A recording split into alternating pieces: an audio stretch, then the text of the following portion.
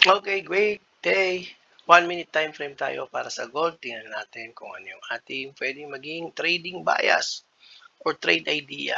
So as we can see here, this is the last resistance na kung saan na-broke niya yung support. Kaya magiging ito yung ating resistance.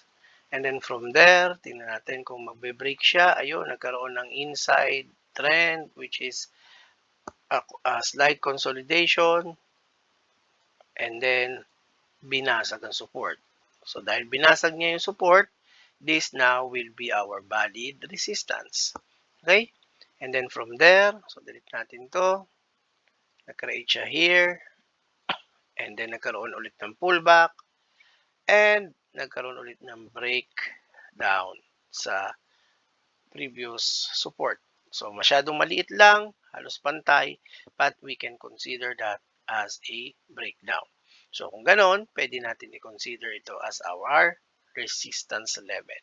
And then from there, wala na, no? So wala na siyang ginawa. Yun na yung pinakadulo. So ang gagawin natin, maglalagay tayo ng Fibonacci level sa kung saan yung pinakahuli natin na resistance, papunta sa support. And then na yan, maglalagay tayo ng pending order sa gitna ng 161.8 level. And yun ang stop loss natin. So napakalapit, no? Almost 200 pips lang. And ito yung ating TP. Ayan. So sa gitna. So that will be our bias. So dahil nagkataon, ito yung nakita natin ngayon, iti-trade pa rin natin yan. Okay? So although makapapansin natin pwede magkaroon yan ng rejection, no?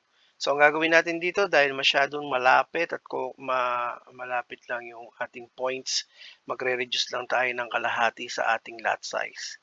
Okay? So we want kasi na pending order sana yan. But as you can see, late na, ayan na, nag-breakout na siya sa resistance. So mangyayari, hindi na siya limit. So mag-stop order na tayo. So 4,661. And then mapapansin nyo, maliit lang yung support level, stop loss level. Dito papasok yung ATR. So gagamit tayo ng ATR which is now we can see 150 range.